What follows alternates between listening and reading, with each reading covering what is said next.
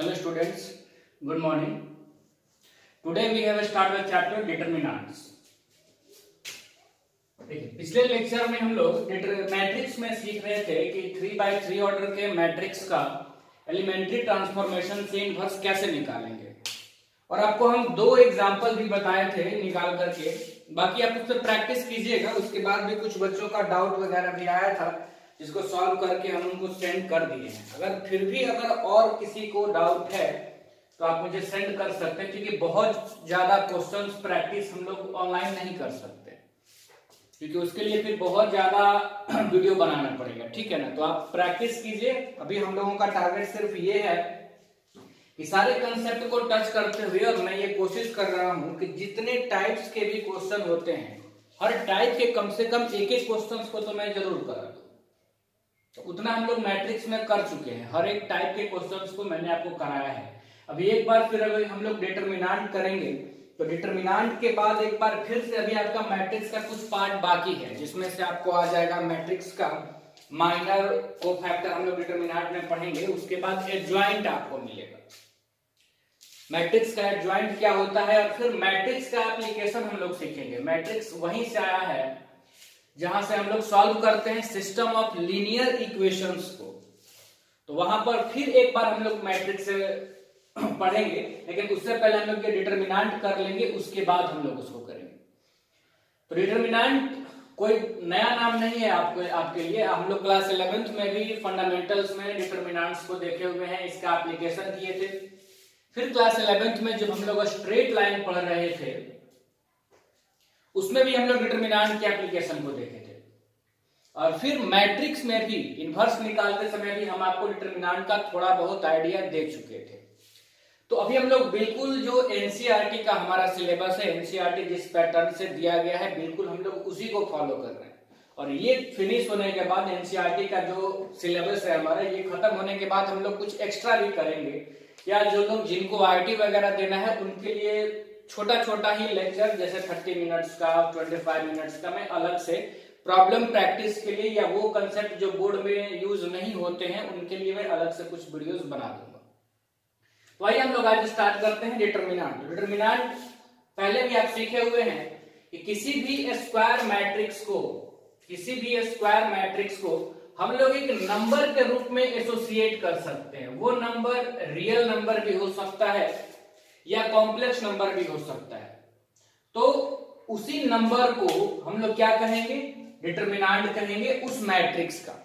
और अगर कोई मैट्रिक्स ए है तो उसके डिटरमिनेंट को डिनोट करने का ये 3 तरीका है। देखिए शॉर्ट में कैसे लिखा जाएगा डिटरमिनेंट ए को कभी ब्रैकेट में भी लिखा जाता है, कभी बिना ब्रैकेट के भी रहेगा, या इस तरह से, या फिर डेल्टा ट्रायंगल का सिंबल, और उसको हम लोग पढ़ेंगे डेल्टा। ये 3 सिंबल हम लोग यूज करेंगे डिटरमिनेंट को डिनोट करने के लिए।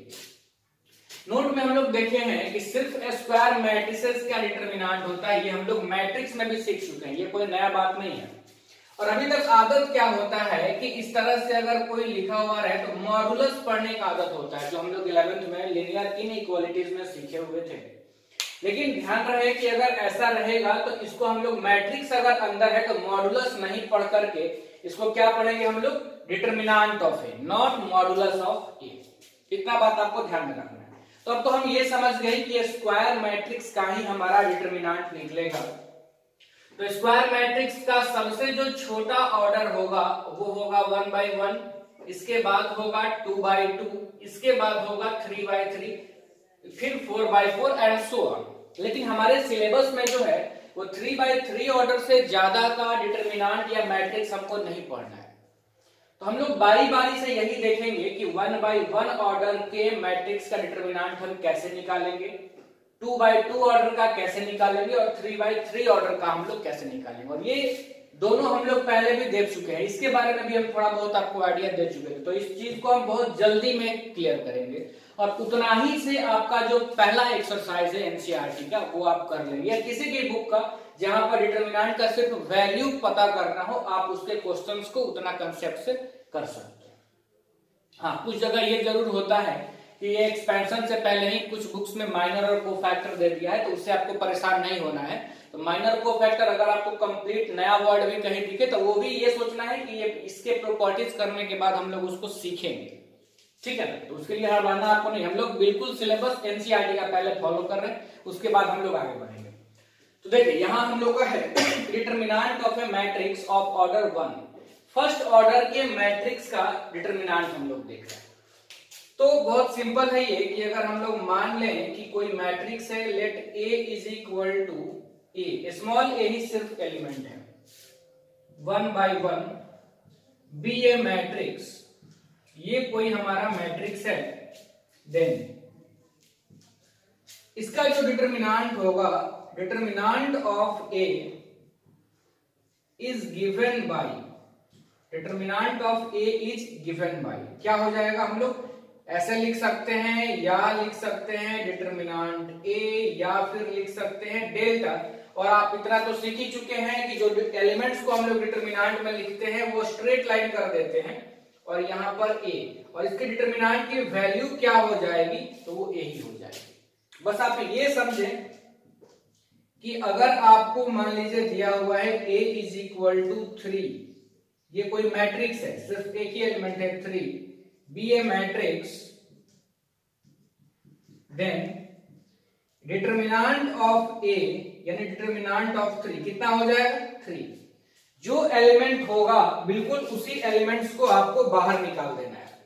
फिर आगे हम लोग देखते हैं, जैसे मान लीजिए B इक्वल टू हम लोग एक मैट्रिक्स ले लिए -1, 1 by 1 ऑर्डर का matrix, be a matrix, then determinant of B यानी डिटरमिनेंट ऑफ -1। तो क्या लिखेंगे हम लोग, +1 नहीं लिखेंगे, -1 ही लिखेंगे। जो एलिमेंट होगा बिल्कुल वही बाहर निकल जाता है। 1 by 1 ऑर्डर के मैट्रिक्स का डिटरमिनेंट हम लोग कैसे निकालेंगे, जो एलिमेंट उसमें रहेगा वही वैल्यू बाहर निकल जाएगा, वही उस मैट्रिक्स के डिटरमिनेंट की वैल्यू होगी।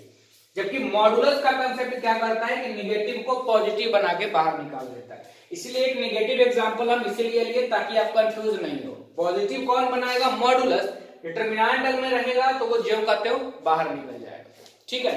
अब हम लोग देखते हैं determinant of a matrix of order 2, 1 by 1 order का मैट्रिक्स के डिटरमिनेंट देखने के बाद अब हम लोग देखते हैं determinant of a matrix of order 2। बहुत ज्यादा मैं डिफिनेशंस को नहीं लिखूंगा कि वो आप कहीं से लिख सकते हैं या नोट्स भी आपको प्रोवाइड कर दिया जाएगा। और उम्मीद है, देखिए बिहार तो बहुत जल्दी रिकवर कर पा रहा है कोविड-19 से, तो हो सकता है कि जून से हमारा स्कूल देखिए जितना जल्दी पॉसिबल हो कि ओपन हो जाए ताकि आपको भी फायदा हो जल्दी से जल्दी। तो आगे हम लोग हेडिंग सीखते हैं determinant of a matrix of order 2। Of order 2 है तो आप ये भी समझ सकते हैं कि ऑर्डर 2 by 2 है, क्योंकि स्क्वायर मैट्रिक्स रहेगा तभी हम लोग उसका डिटरमिनेंट निकाल सकते हैं। और इसके बारे में भी हम लोग पहले ही सीख चुके हैं, ठीक है ना।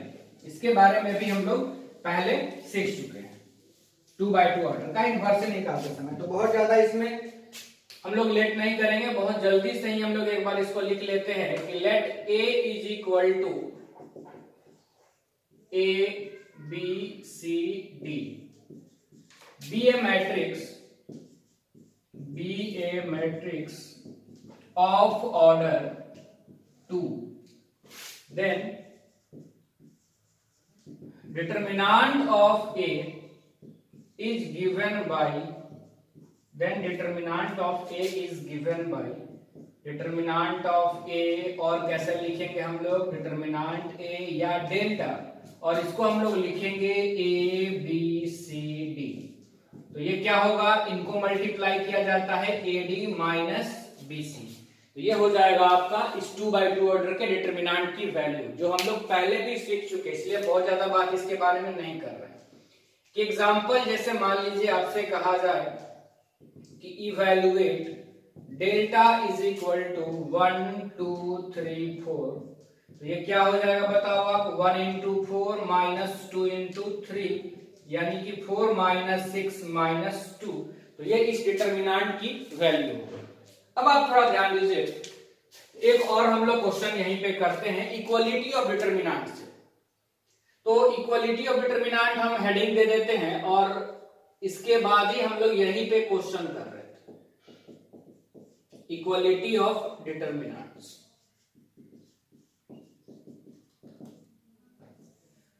ठीक है, तो देखिए इसमें जैसे एक एग्जांपल से हम लोग करते हैं। एग्जांपल मान लीजिए आपको दिया हुआ है कि find the values of x if x का वैल्यू आपको निकालना है। दिया हुआ है x 6 6x इक्वल टू 18 9 4 2। ये आपको डिटरमिनेंट गिवन है और आपको x की वैल्यू बतानी है। तो इससे पहले हम लोग मैट्रिक्स के इक्वलिटी में क्या सीखे हुए थे कि मैट्रिक्स इक्वल तब होता है जब उसका ऑर्डर आपस में इक्वल हो और उसके लिए करस्पॉन्डिंग एलिमेंट्स को हम लोग इक्वल कर देते थे मैट्रिक्स के इक्वलिटी में। लेकिन डिटरमिनेंट में ऐसा नहीं होता है, बस इसीलिए मैं आपको ये क्वेश्चन करा रहा हूं। डिटरमिनेंट में ऐसा नहीं होगा। डिटरमिनेंट कैसे इक्वल करेंगे, तो आपको क्या करना होगा कि दोनों ही साइड के डिटरमिनेंट का पहले वैल्यू आपको पता कर लेना होगा, वैल्यू निकाल लेना होगा और वैल्यूज को आपको इक्वल करना होगा। ठीक है ना। तो पहले देखिए ये क्या है, x 6 6x इक्वल टू 18 9 4 2। तो इधर अगर हम लोग डिटरमिनेंट की वैल्यू निकालेंगे तो कितना आएगा, x square minus 36 is equal to इधर कितना आएगा 36 माइनस 36। तो यहां से x square minus 36 is equal to, sorry ये 18 इंटू 2 36 हो जाएगा। तो ये कितना हो गया 0, यानी कि यहां से हम लोग बोल सकते हैं कि x square is equal to 36। This implies that x is equal to plus minus 6। तो x की ये वैल्यू होगी।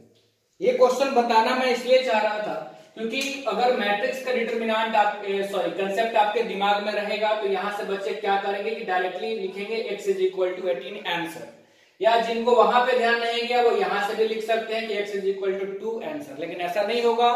डिटरमिनेंट को अगर आपको इक्वल करना है तो आपको क्या करना होगा कि डिटरमिनेंट के वैल्यूज फाइंड करने होंगे और वैल्यूज को लास्ट में आपको सॉल्व करना होगा, तब आपको डिटरमिनेंट की वैल्यू निकलेगी। मैट्रिक्स और डिटरमिनेंट बेसिकली इनका एप्लीकेशन जो यूज है वो आया सिस्टम ऑफ लीनियर इक्वेशंस को ही सॉल्व करने के लिए। ठीक है ना। तो कुछ लोग डिटरमिनेंट को डिफाइन करते हैं मैट्रिक्स के बाद ही कि हर एक मैट्रिक्स को, जैसा कि हम लोग अभी किए भी हैं जो एनसीईआरटी के पैटर्न में, या लीनियर इक्वेशन को सॉल्व करने से भी डिटरमिनेंट्स को डिफाइन किया जा सकता है, वहां के कंसेप्ट से भी। या जैसे मान लीजिए 2/2 वाले को दो लीनियर इक्वेशन ले लिया जाए जो कि स्ट्रेट लाइन होता है तो उनके इंटरसेक्शन पॉइंट से भी इसको डिफाइन किया जाता है। 3 के लिए 3/3 ऑर्डर के डिटरमिनेंट्स के लिए 3 स्ट्रेट लाइन का इक्वेशन ले लिया जाता है, उनको कंकरेंट आप शो कर सकते हैं, यानी तीनों एक ही कॉमन पॉइंट से पास करे तो वहां से 3/3 ऑर्डर के डिटरमिनेंट को भी डिफाइन किया जा सकता है, या मैट्रिक्स वाले से भी किया जा सकता है। तो डिफिनीशंस डिटरमिनेंट का अलग अलग जगह से हो सकता है। जैसे अगर मान लीजिए कि बिना मैट्रिक्स पढ़ाए आपको पहले डिटरमिनेंट ही पढ़ाया जाए तो उसके लिए क्या करना होगा कि फिर मुझे डिटरमिनेंट को डिफाइन करने के लिए फिर वही स्ट्रेट लाइंस वाले कांसेप्ट्स को, इक्वेशन सॉल्व के कांसेप्ट्स को बताना होगा। लेकिन हम लोग मैट्रिक्स पढ़ लिए हैं तो वहां से आप ये ज्यादा इजीली समझ पा रहे हैं, तो इसीलिए हम लोग इसको वहीं से सीख लिए। स्ट्रेट लाइन की तरफ हम नहीं गए, हालांकि उस कंसेप्ट को एक बार हम लोग 11th में सीखे हुए थे। चलिए फिर भी आप यहां तक देखिए और अब हम आगे बढ़ते हैं। Determinant of a matrix of order 2, इसको इरेज करते हैं।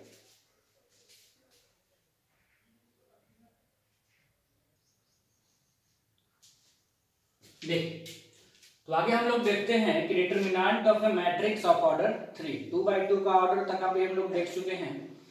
तो इसमें हम लोग लिखे हैं कि देखिए determinant of a matrix of order 3 can be determined by expressing it in terms of second order determinant.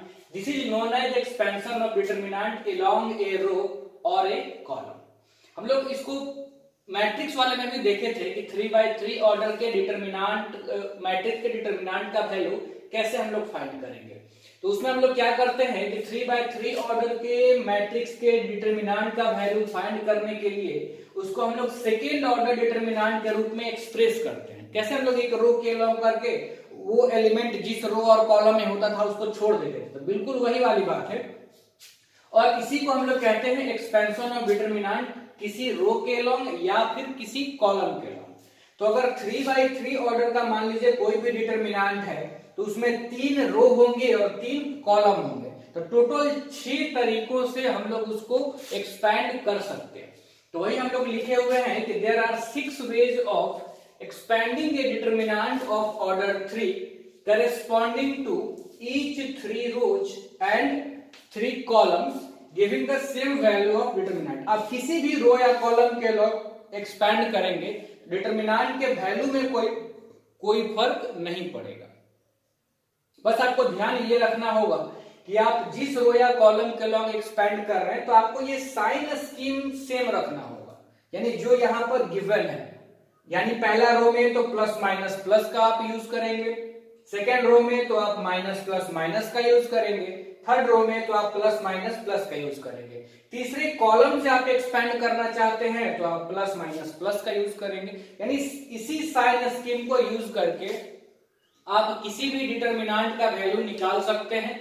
बस आपको ध्यान ये रखना होगा कि आप इसको फॉलो कर रहे हैं कि नहीं कर रहे हैं। अगर आप इसको फॉलो नहीं करेंगे तो फिर गलत हो जाएगा। ये अगर डिफिनेशन आप लिखना चाहें तो लिखिए, इसीलिए हम वीडियो को वहां पर पॉज करवा करके तब डिफिनेशन, क्योंकि उसमें टाइम वेस्ट करने से कोई फायदा है नहीं। लेकिन हर एक बुक में आपको दिया हुआ मिल जाएगा डिफिनेशन, ठीक है ना। हम बस समझते हैं और काम की बात करते हैं। तो बस आपको ये साइन स्कीम जो है इसको आपको ध्यान में रखना होगा।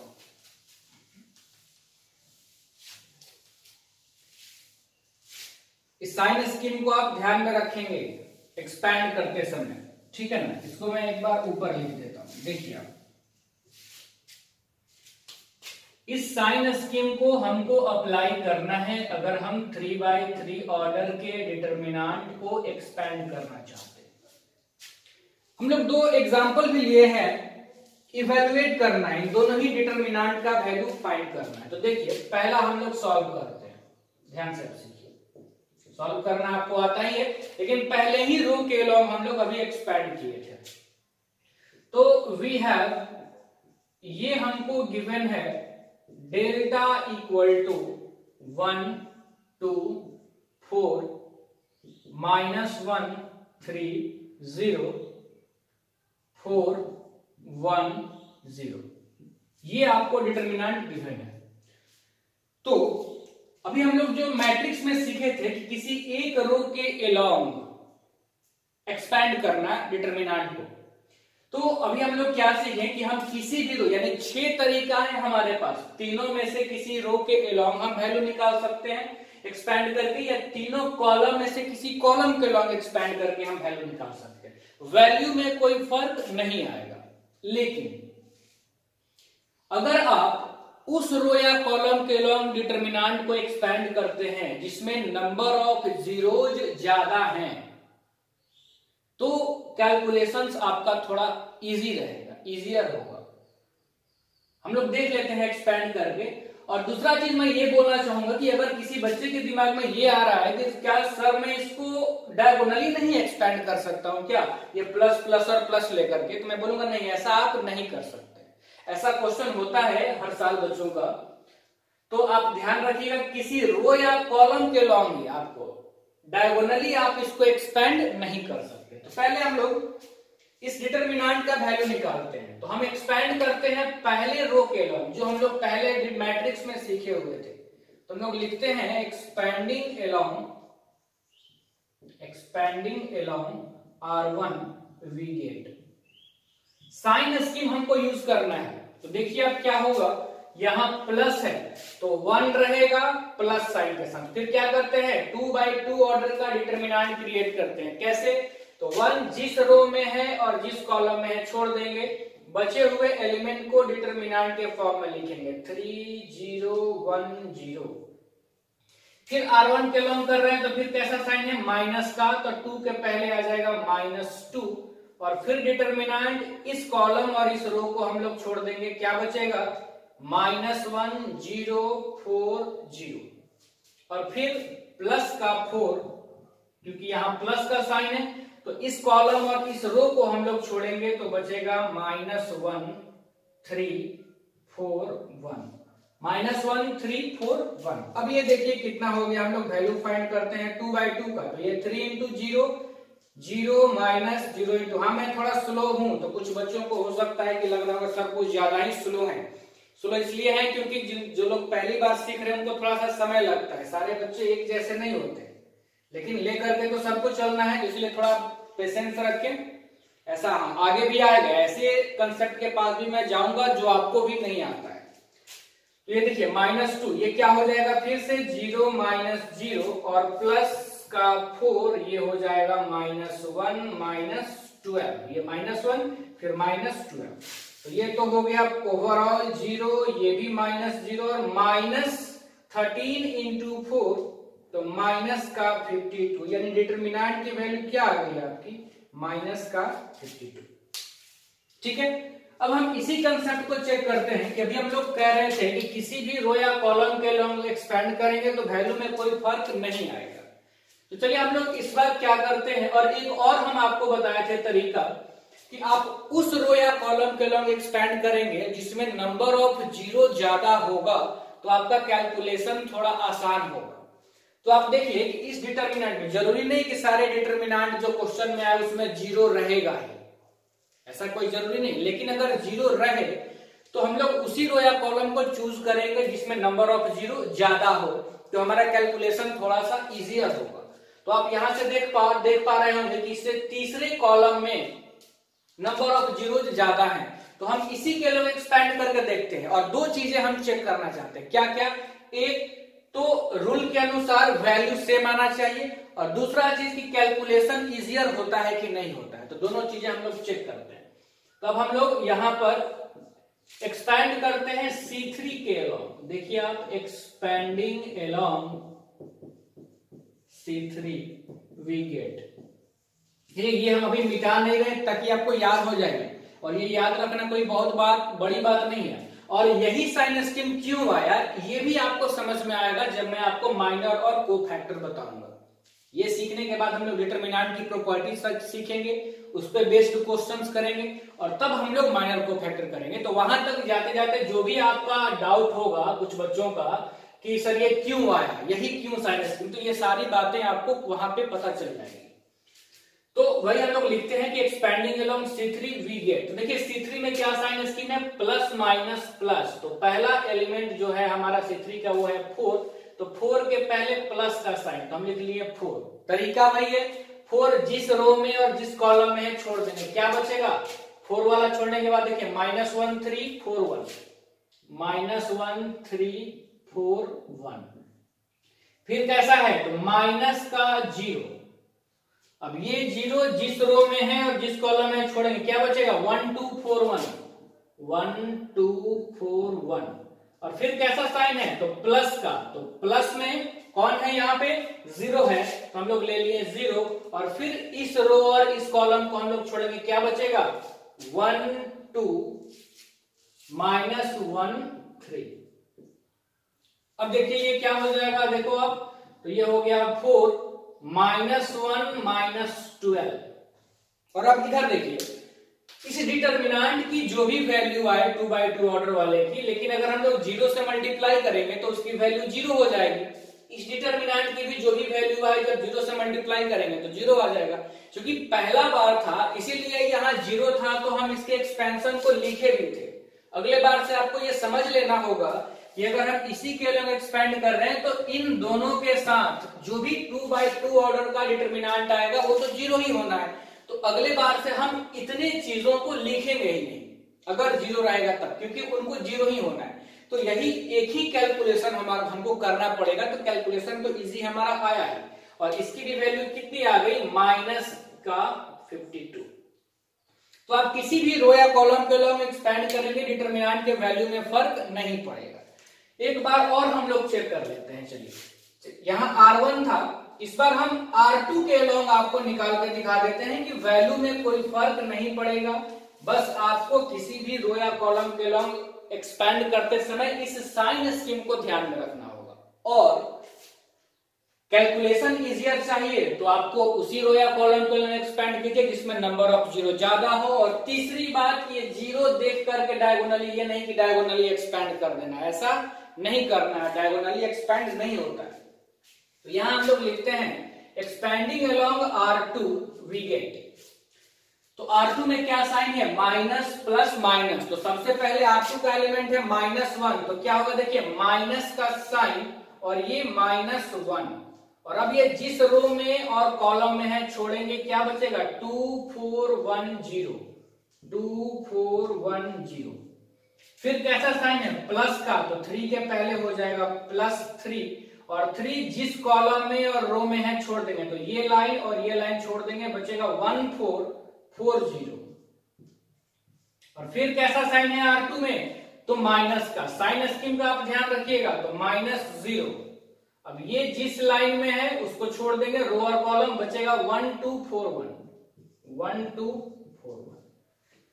अब आप देखिए ये तो प्लस हो जाएगा तो 1 हो गया, ये 0 -4 और ये हो गया प्लस का 3, तो ये 0 -16। क्या इसको लिखने की जरूरत है, बिल्कुल नहीं, क्योंकि जो भी वैल्यू आए 0 से मल्टीप्लाई होगा, 0 ही होना है। ये कितना हो गया बताओ आप, -4 और ये कितना हो गया -48, तो ये ओवरऑल क्या आ गया हमारा -52। आप देख सकते हैं सेम आंसर आ रहा है।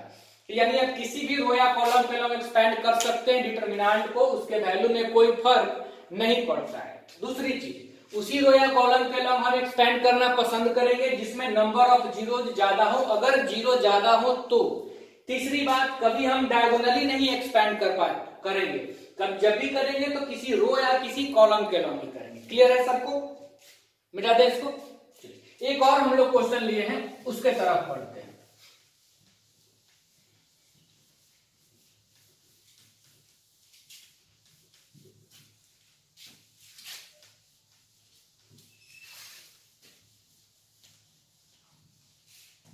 साइन स्कीम अभी हम थोड़ा रहने देते हैं ताकि एक दो क्वेश्चंस करते करते आपको साइन स्कीम याद हो जाए। तो सेकंड क्वेश्चन की तरफ हम लोग बढ़ते हैं। देखिए सेकंड क्वेश्चन में गिवन है solution, given delta is equal to determinant of 0 sine alpha minus cos alpha minus sine alpha 0 sine beta cos alpha minus sine beta 0। इस डिटरमिनेंट की वैल्यू निकालनी। तो अगर मान लीजिए ये डिटरमिनेंट ना होकर के अगर एक मैट्रिक्स होता, अगर यही एलिमेंट मैट्रिक्स में दिया गया होता, तो आपको समझ में आ रहा है कि ये कौन सा मैट्रिक्स है। बिल्कुल आ रहा होगा। अगर ये मैट्रिक्स होता तो ये अस्क्यू सिमेट्रिक मैट्रिक्स होता। याद है कुछ? हाँ याद तो होगा, ये अभी तुरंत हम लोग पढ़े थे। अस्क्यू सिमेट्रिक मैट्रिक्स में हम लोग क्या सीखे थे कि अस्क्यू सिमेट्रिक मैट्रिक्स होता है कि उस मैट्रिक्स का ट्रांसपोज माइनस ऑफ उसके इक्वल। और अस्क्यू सिमेट्रिक मैट्रिक्स में हम लोग क्या सीखे थे कि डायगोनल एलिमेंट 0 होता है। देखिए आप इसके डायगोनल एलिमेंट्स तीनों 0 हैं।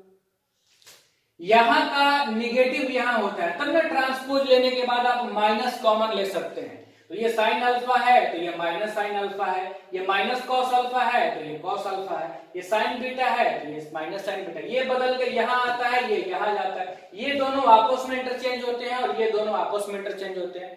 डायगोनल एलिमेंट्स तो चेंज होता नहीं है ट्रांसपोज में, ये हम लोग पहले भी सीखे हुए हैं। तो यानी ये अगर मैट्रिक्स होता तो ये एक 3x3 ऑर्डर का अस्क्यू सिमेट्रिक मैट्रिक्स होता। और आप एक ट्रिक याद रखिएगा कि ऑड ऑर्डर के अस्क्यू सिमेट्रिक मैट्रिक्स का डिटरमिनेंट जो होगा वो हमेशा 0 होगा। क्या बोले हम कि ऑड ऑर्डर, जैसे इसका ऑर्डर क्या है 3, तो 3 एक ऑड नंबर है, तो ऑड ऑर्डर वाले अस्क्यू सिमेट्रिक मैट्रिक्स का डिटरमिनेंट 0 होता है। ठीक है ना? 3x3 का, 5x5 का या 1x1 का डिटरमिनेंट हमेशा। अब ये नहीं सोचना है कि 2x2 ऑर्डर का अस्क्यू सिमेट्रिक होगा और 0 लिख देंगे तो फिर गड़बड़ हो जाएगा। तो इस ट्रिक को आप याद रख सकते हैं, ऑब्जेक्टिव में आपको काम आएगा। कभी भी मान लीजिए ऑब्जेक्टिव में यही क्वेश्चन है तो हम सॉल्व करने जाएंगे, समय लगेगा, और हम अगर देख लें कि ये अस्क्यू सिमेट्रिक मैट्रिक्स है ऑड ऑर्डर का, तो इसके वैल्यू को आप डायरेक्ट 0 लिख सकते हैं। हम लोग सॉल्व करके देख भी लेते हैं, 0 ही आएगा। तो क्या याद रखना है कि ऑड ऑर्डर वाले अस्क्यू सिमेट्रिक मैट्रिक्स का डिटरमिनेंट 0 होता है। तो देखिए हम लोग इसको एक्सपैंड भी करते हैं। हाँ, 0 देख करके डायगोनली नहीं एक्सपैंड कर दीजिएगा, इस चीज को मैं बार बार आपको बता रहा हूं, ठीक है ना, ये ध्यान में रखना होगा। मैं बार बार उस इसलिए रिपीट कर देता हूं ताकि बच्चों को इस पर ध्यान, कैलकुलेशन तो करना कोई चाहता नहीं है। हाँ, कोई नहीं चाहता है कि बहुत टफेस्ट कैलकुलेशन मैं करूं, ठीक है ना, तो उसी से बचने के लिए लोग डायगोनली भी एक्सपैंड कर देते हैं। सर कुछ बच्चों के दिमाग में ये भी लगेगा सर अभी तो आप बताएं कि इसका वैल्यू 0 आएगा, तो हम लोग इसी के लिए एक्सपैंड कर देंगे तो 0 तो आ ही जाएगा। तो ये बस एक संयोग है, ये तरीका नहीं है सही, ठीक है ना। आप रो या कॉलम के लोग आपको एक्सपैंड करना होगा। चलिए, इस डिटरमिनेंट में हम लोग किसी भी रो को पकड़े या किसी भी कॉलम को पकड़े तो एक ही 0 हमको मिलेगा, एक से ज्यादा 0 हमको नहीं मिल सकता है। तो किसी के भी एलोंग आप एक्सपैंड कर सकते हैं। तो इसको हम लोग C1 के एलोंग एक्सपैंड करते हैं। सब देख लेते हैं एक बार कि क्या मिलता है C1 के एलोंग एक्सपैंड करने के। तो हम लोग यहां लिखते हैं एक्सपैंडिंग एलोंग। देखिए ये आप जरूर लिखिएगा कि एक्सपैंडिंग एलोंग C1 या R1 या R2 जिसके एलोंग आप एक्सपैंड कर रहे हैं। कुछ बच्चों को ये आदत नहीं होता है तो वो फिर गलत होता है। क्यों? क्योंकि जब मान लीजिए आप एग्जाम्स में बनाएंगे तो जब आप ये लिखेंगे तभी ना एग्जामिनर को पता चल पाएगा जल्दी से कि हाँ ये बच्चे ने इस रो या कॉलम के एक्सपैंड किया है, तो उनको थोड़ा अच्छा लगेगा कॉपी चेक करने में। अगर आप कुछ लिखे ही नहीं तो फिर उनको पहले देखना पड़ेगा कि आप किसके अलावा एक्सपैंड कर रहे हैं। समझ रहे हैं बात आप मेरी? तो C1 का पहला एलिमेंट है प्लस, तो ये तो 0 है, लिखें क्या? नहीं लिखें, ठीक है, माइनस, क्योंकि 0 वाला तो 0 ही होना है तो क्यों लिखे, नहीं लिखते हैं। फिर ये माइनस है और यहां ऑलरेडी माइनस, तो माइनस का माइनस साइन अल्फा और फिर डिटरमिनेंट, ये जिस रो में और जिस कॉलम में है छोड़ देंगे, क्या बचेगा? Sign alpha minus cos alpha minus sine beta 0। इसको हम लोग लिए थे तो ये जिस रो में और कॉलम में था छोड़ दिए, sign alpha minus cos alpha minus sine beta 0। फिर कैसा साइन है C1 में? प्लस का, तो हम लोग लिखेंगे प्लस, कौन सा एलिमेंट है बच्चे? कॉस अल्फा, तो कॉस अल्फा और फिर डिटरमिनेंट, यानी ये रो और ये कॉलम हम लोग छोड़ देंगे। क्या बचेगा बताओ आप? Sign alpha minus cos alpha फिर से 0 और फिर साइन बीटा, ठीक है ना। ये रो और ये column, sign alpha minus cos alpha 0 sine beta. अब बस इसी को हमको सॉल्व कर देना है। ये तो माइनस माइनस प्लस ही हो जाएगा, ये हो गया साइन अल्फा, ये हो गया 0 माइनस, ये माइनस माइनस प्लस, तो ये तो माइनस रह ही जाएगा, यानी cos alpha into sine beta plus, यहां आप देखिए कॉस अल्फा, ब्रेक कीजिए, sine alpha sign beta, sine alpha sign beta minus, ये जब 0 से मल्टीप्लाई होगा तो 0 ही हो जाएगा। अब ये तो 0 ही है, यानी साइन अल्फा इनसे मल्टीप्लाई होगा तो देखिए क्या आ जाएगा? माइनस का sine alpha cos alpha sign beta plus, ये क्या हो जाएगा? Cos alpha sine alpha sign beta plus में। देखिए सेम क्वांटिटी ये प्लस साइन के साथ है और यहाँ पे माइनस साइन के साथ है, तो हम इन दोनों को कैंसिल कर सकते हैं। तो हमारा रिजल्ट क्या आ गया? 0, जो कि हम पहले से भी जानते थे। कैसे जानते थे? कि ऑड ऑर्डर वाले अस्क्यू सिमेट्रिक मैट्रिक्स के डिटरमिनेंट की वैल्यू हमेशा ही 0 होती है। देखिए आप ध्यान से, फिर हम लोग आगे बढ़ते हैं।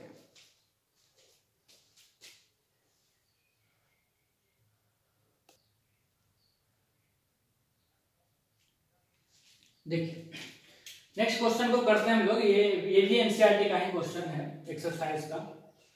इसमें आपको एक मैट्रिक्स दिया हुआ है, if A is equal to, matrix A equal to है 1 0 1 0 1 2 0 0 4, तो आपको शो करना है सो दैट 3A, यानी मैट्रिक्स A है, A का स्केलर प्रोडक्ट है, 3A का डिटरमिनेंट इक्वल होगा डिटरमिनेंट ए का 27 टाइम्स के। ये आपको शो करना है। तो देखिए वी हैव, ये मैट्रिक्स हम लोगों को गिवन है A इज इक्वल टू 1 0 1 0 1 2 0 0 4। तो इसके डिटरमिनेंट की भी जरूरत है, डिटरमिनेंट ऑफ ए का। तो हम लोग पहले यहीं से डिटरमिनेंट ऑफ ए निकाल लेते हैं। तो डिटरमिनेंट ऑफ ए हो जाएगा डिटरमिनेंट 1 0 1 0 1 2 0 0 4। और अभी हम लोग सीख भी रहे हैं डिटरमिनेंट हम लोग कैसे निकालेंगे। तो उसी रो या कॉलम के हम एक्सपैंड करेंगे जिसमें नंबर ऑफ जीरो ज्यादा हो, अगर ऐसा पॉसिबल हो। तो 2 जीरो हमको मिलेंगे C1 में और मिलेंगे R3 में। तो हम C1 के अलोंग एक्सपैंड कर देते हैं।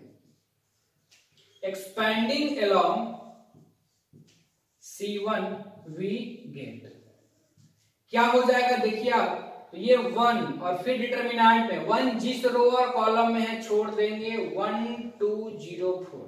अब बताओ क्या C1 की अब आगे इसको -0 +0 वाला लिखने की तो कोई जरूरत नहीं है। तो हम लोग डायरेक्ट इसी का वैल्यू निकाल लेते हैं। तो ये वैल्यू हमारा कितना आ गया 1 × 4 - 0 यानी कि 4। अब RHS हम लोग निकल, डिटरमिनेंट निकल गया तो हम RHS लिख लेते हैं। तो RHS हमारा कितना है 27 टाइम्स डिटरमिनेंट ऑफ A, यानी कि 27 × 4। ये कितना हो गया आपका 108 हो जाएगा ना। 7 × 4 28 इन हैंड 2 4 × 2 8 और 2 10। और इसको हम मान लेते हैं इक्वेशन नंबर 1। RHS का वैल्यू हम फाइंड कर लिए 108 आ गया। और अब हमको फाइंड क्या करना है LHS। तो LHS में क्या है कि 3A का डिटरमिनेंट है, मैट्रिक्स A का डिटरमिनेंट नहीं है, 3A का डिटरमिनेंट है। RHS में क्या था डिटरमिनेंट A में 27 से मल्टीप्लाई किया गया था, वो हम लोग निकाल लिए। तो अब हम लोग पहले 3A मैट्रिक्स निकाल लेते हैं। तो हम लोग लिखते हैं 3A। तो ये हो जाएगा 3 और मैट्रिक्स A। तो मैट्रिक्स A आप बताइए, हाँ साइन में थोड़ा आपको ध्यान रखना है, कहां मैट्रिक्स का सिंबल कहां डिटरमिनेंट का सिंबल। तो 1 0 1 0 1 2 0 0 4। और हम लोग ये पढ़े हुए हैं इसमें scalar multiplication of a matrix में, कि किसी मैट्रिक्स में अगर आपको स्केलर से मल्टीप्लाई करना हो तो आप उस एलिमेंट से उस मैट्रिक्स के सारे ही एलिमेंट को मल्टीप्लाई करेंगे। तो इस स्केलर से सबको मल्टीप्लाई करेंगे। तो 3A मैट्रिक्स हमारा कितना हो जाएगा देखिए आप 3 0 3 0 3 6 0 0 12। और ये हो गया हमारा 3A। तो LHS के लिए हमको तो 3A का डिटरमिनेंट निकालना है। This implies that determinant of 3A 3 0 3 0 3 6 0 0 12। अब इसका वैल्यू निकाल लिया जाए। एक्सपैंडिंग अलोंग, हाँ C1 के अलोंग ही एक्सपैंड करेंगे, इसी में ज्यादा जीरो है, आप R3 के अलोंग भी कर सकते थे। Expanding along C1 we get. अब C1 का साइन स्कीम क्या होगा था प्लस माइनस प्लस। तो 3 के पहले तो हम लोग लिखेंगे प्लस, फिर डिटरमिनेंट में ये रो और ये कॉलम हम लोग छोड़ेंगे। तो 3 6 0 12 यही हो जाएगा। तो ये हो गया 3 और ये 36 -0। तो ये कितना आ गया, ये भी आ गया 108। तो LHS आपका आ गया 3 टाइम्स A का डिटरमिनेंट 108।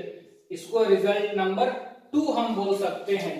और फिर हम लिख सकते हैं कि फ्रॉम 1 and 2 3A का determinant equal to 27 into determinant of A। बहुत सिंपल सा क्वेश्चन था, लेकिन किसी को दिक्कत ना हो इसलिए हम ये बता दें, क्योंकि ऐसे पता नहीं चल पा रहा है ना कि आपको कहां पे दिक्कत है, किस क्वेश्चन में दिक्कत है, किस क्वेश्चन में दिक्कत नहीं है। ये तो यहाँ से तो मालूम चलता नहीं है अभी, लेकिन उम्मीद है कि जल्दी ही लॉकडाउन खत्म होगा। देखिए तो हम लोग मिलेंगे क्लासरूम में और फिर हम लोग डिस्कस करेंगे। जो भी आपका पहले का भी डाउट रह गया होगा वो भी करेंगे, और भी एक्स्ट्रा क्वेश्चंस भी करेंगे जो मैं यहाँ पे आपको नहीं बता पा रहा हूं ज्यादा। देखिए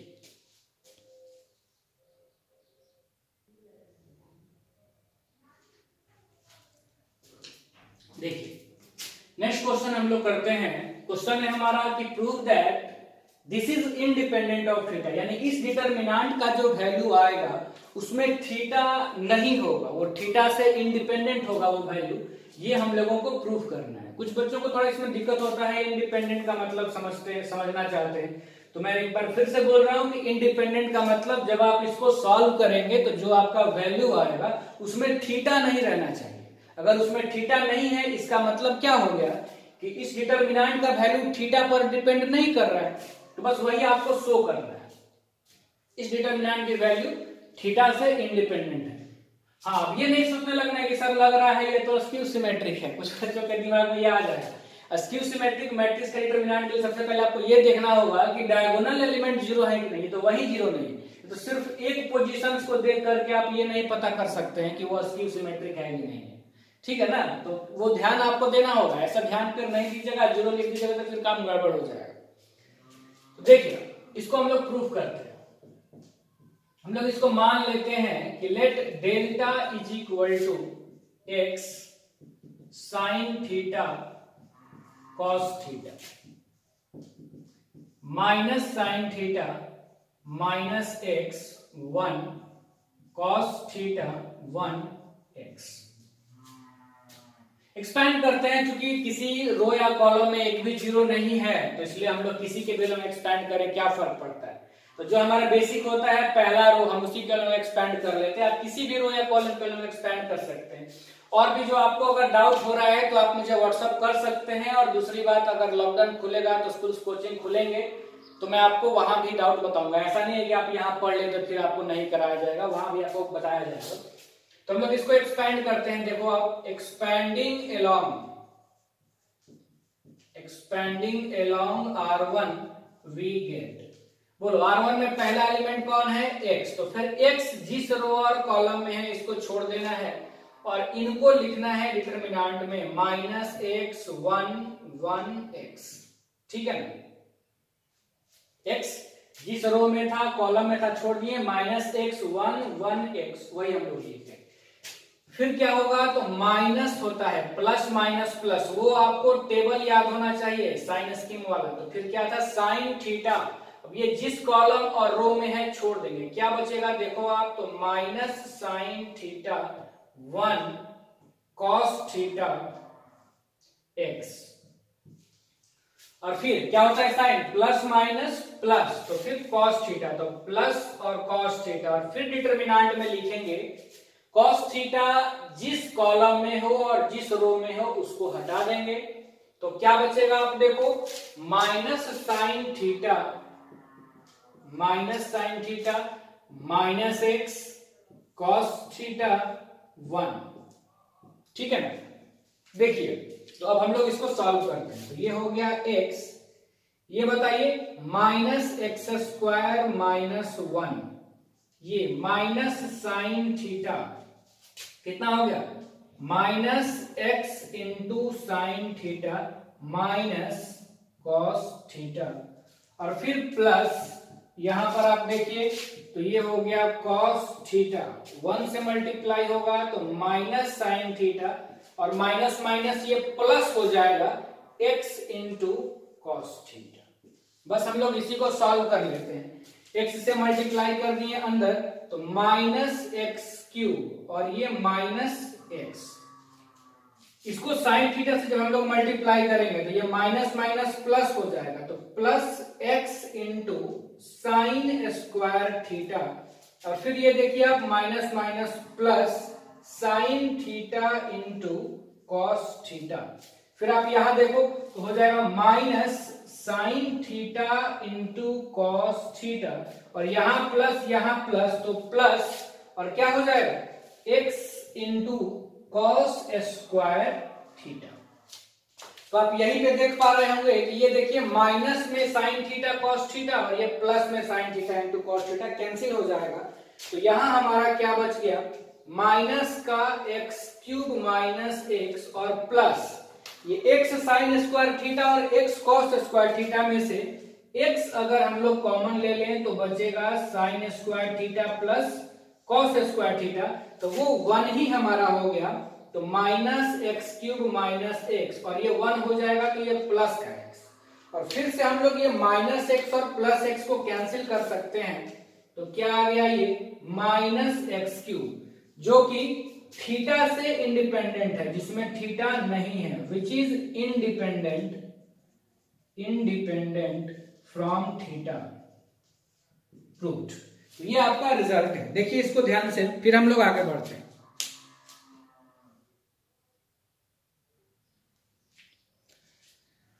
देखिए नेक्स्ट क्वेश्चन हम लोग करते हैं, और ये क्वेश्चन आईआईटी का आया हुआ क्वेश्चन है, ठीक है ना, ये क्वेश्चन आईआईटी में आया हुआ है, सब्जेक्टिव में। देखिए इस क्वेश्चन में आपसे क्या कहा जा रहा है कि if ABC are positive and all are not equal, ABC positive है और इक्वल नहीं है, ए बी और सी तीनों ही पॉजिटिव नंबर हैं और इक्वल नहीं है, तो आपको प्रूफ ये करना है कि ये डिटरमिनेंट नेगेटिव है, मींस कि इसकी वैल्यू नेगेटिव है। तो देखिए आप ध्यान से इसको हम लोग प्रूफ करते हैं। मान लेते हैं पहले कि let delta is equal to a B c b c a b. तो पहले तो हम लोग इसका वैल्यू निकालेंगे और वही हमको शो क्या करना होगा कि इसका जो वैल्यू है वो नेगेटिव है। तो हम लोग एक्सपेंड कर लेते हैं इसको। देखिए आप expanding along R1 we get, zero है नहीं तो इसीलिए हम लोग जो बेसिक है वहीं से शुरू करते हैं। तो ए, ये लाइन और ये लाइन छोड़ेंगे, क्या बचेगा सी ए बी, और फिर ये माइनस का बी, ये कॉलम ये रो छोड़ेंगे, बचेगा बी ए सी बी और प्लस का सी, और फिर बचेगा बी सी ए। तो देखिए आप ये क्या हो जाएगा, ए वैल्यू इसकी B C minus A square minus B square minus A C, और प्लस का सी तो A B minus C square.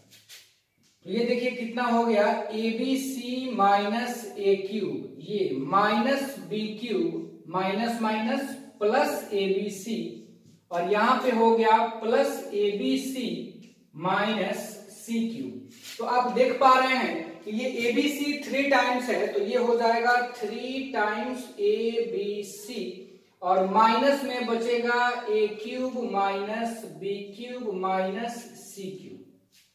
ठीक है ना, ये हम क्या किए कि एबीसी और एबीसी को क्लब कर लिए, फिर minus A cube minus B cube और माइनस सी क्यूब को हम यहां पर लिख दिए।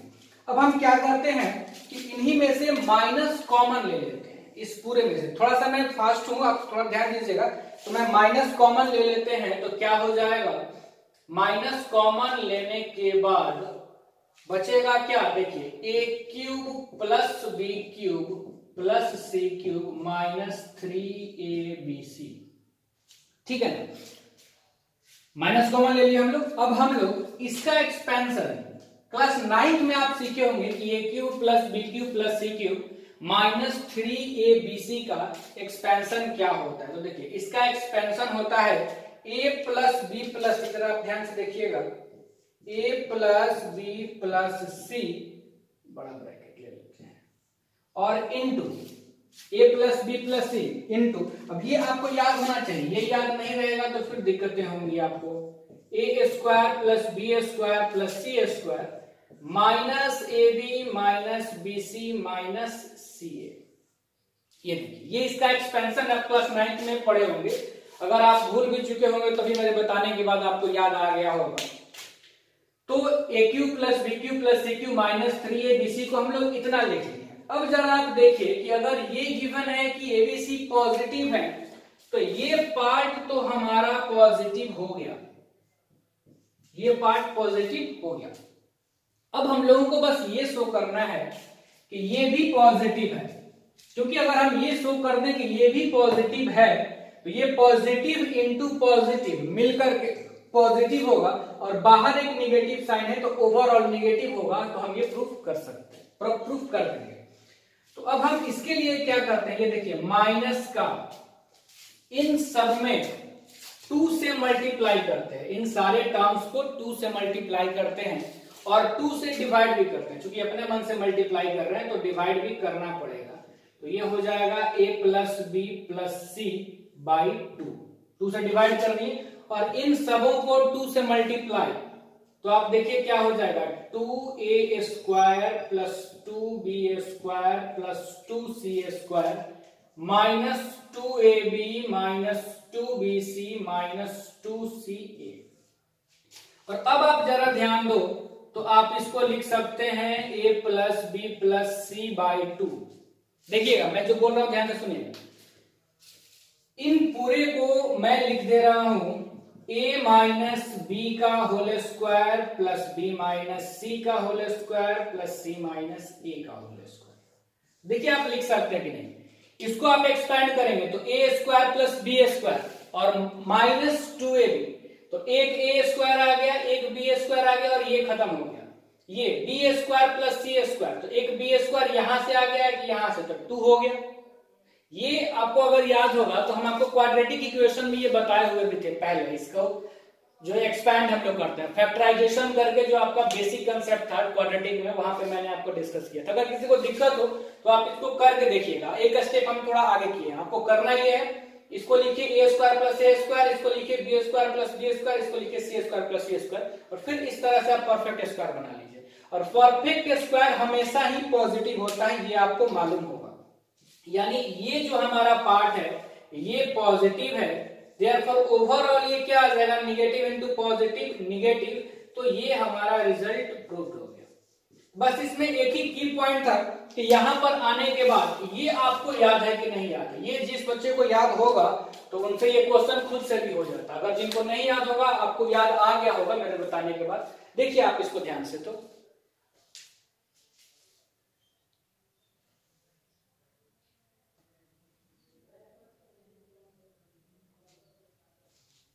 देखिए, तो आज हम लोग सीखे कि डिटरमिनेंट का बेसिक कॉन्सेप्ट स्टार्टिंग में हम लोग सीखे, जो कि हम मैट्रिक्स में भी सीखे हुए थे। डिटरमिनेंट को कैसे हम लोग एक्सपैंड करते हैं, किस तरह से 1/1 का वैल्यू लिखेंगे, 2/2 ऑर्डर के डिटरमिनेंट की वैल्यू लिखेंगे, किस तरह से 3/3 ऑर्डर के डिटरमिनेंट की वैल्यू लिखेंगे। और फिर कुछ क्वेश्चंस भी किए, एक आधा ये भी क्वेश्चंस आपको आईआईटी का आया हुआ है। और इस क्वेश्चन को आप जरा देखिए ध्यान से, तो इसमें कहा जा रहा है कि प्रूव दैट, ये आपको डिटरमिनेंट है 1a square cos p minus d into x, फिर यहां है cos px और यहां है cos p plus d into x, फिर यहां है sin p minus d into x, फिर sin px और sin p plus d into x does not depend upon p। आपको ये कहा जा रहा है कि प्रूफ करना है कि ये डिटरमिनेंट की जो वैल्यू होगी वो p पर डिपेंड नहीं करेगी। आपको याद होगा कि ऐसा एक क्वेश्चन मैं आपको थोड़ा देर पहले ही बताया है, मतलब ये प्रीवियस वाला आईटी का था, उससे पहले वाला इसी तरह का था। तो ये क्वेश्चन मैं आपको होमवर्क में दे रहा हूं, इस क्वेश्चन को आप सॉल्व कीजिए और सॉल्यूशन आप मुझे दीजिए, ठीक है, या सॉल्व करके देखिए ये आपसे होता है कि नहीं होता है। और ईमानदारी से देखिए, अभी क्या हो रहा है ना, लॉकडाउन में आप घर पे रह रहे हैं और आप कोई देख नहीं पा रहा है, खास करके हम लोग तो नहीं देख पा रहे कि आप पढ़ाई कितने अच्छे तरीके से कर रहे हैं। और आपको ये तो मालूम ही होगा कि इस बार आप बोर्ड में हैं, 11th तो बीत गया, तो 11th में जो लोग नहीं भी अच्छे से पढ़ाई किए हैं उनसे मेरी रिक्वेस्ट है कि आप 12 में काफी अच्छे से मेहनत करें। हाँ, ये जरूर होता है कि हर एक बच्चों का मतलब एम यही नहीं होता है कि एजुकेशन के फील्ड में ही या पढ़ लिख करके ही कुछ करना है। मैक्सिमम लोगों को इंजीनियरिंग अब नहीं भी करना होता है क्लासेस में, तो जरूर नहीं, लेकिन फिर भी एक मिनिमम रिक्वायरमेंट जो होगी, अगर जो आप काम कर रहे हैं इसको आप पूरे मन से करें। हो सकता है कि आगे आपका फ्यूचर किसी दूसरे लाइन में हो, और किसी दूसरे लाइन में आपको जाना हो, लेकिन फिर भी ये जरूरी है, इतना तक तो जरूरी है, तो यहाँ तक आप मन से करें। जिनको इसी फील्ड में करना है वो तो जी जान लगा दीजिए और बिल्कुल अच्छे से आप, और जहां भी आपको दिक्कत हो उसके लिए हम लोग पूरी तरह से आपके लिए तैयार हैं। आपको जब भी डाउट हो आप भेजिए, आपको सॉल्यूशन मिलेगा। हाँ, ये हो सकता है कि कभी 2-4 मिनट या एक दिन लेट से आपको सॉल्यूशन मिले, क्योंकि क्या होता है कि कई बार बहुत सारे क्वेश्चंस आ जाते हैं, तो किसका सॉल्यूशन सेंड हुआ है किसका नहीं हुआ ये ध्यान में नहीं रहता है। तो आपको फिर से रिकॉल एक बार कराना पड़ सकता है, लेकिन सोल्यूशन मिलेगा ये आपको गारंटीड है। तो आप पढ़े अच्छे से, और उम्मीद कर रहा हूं कि जल्दी ही लॉकडाउन खत्म हो और हम लोग क्लास में मिले। चलिए ठीक है, ये आप होमवर्क कीजिए और अपने से करके देखिए ये होता है कि नहीं होता है। तब तक नेक्स्ट लेक्चर में मैं कुछ और इससे आगे एक सारस रूल ऑफ एक्सपेंशन होता है, सारस रूल हम लोग करेंगे, जो कि बोर्ड के लिए नहीं है, वो आईटी के लिए है। तो चाहे तो बोर्ड वाले बच्चे भी सारस रूल वाले लेक्चर को भी देख सकते हैं। उससे फायदा उनको ये होगा कि अगर आप किसी भी डिटरमिनेंट के वैल्यू को थोड़ा जल्दी निकाल पाएंगे, इतना आपको जो एक्सपेंशन है इससे आप बचेंगे, एक ही बार में आप उसके वैल्यू को निकाल सकते हैं। और आईटी के लिए तो बहुत इंपॉर्टेंट है सारस रूल। अगले लेक्चर को भी आप देखें, तब तक आप इस होमवर्क को करें। Good bye.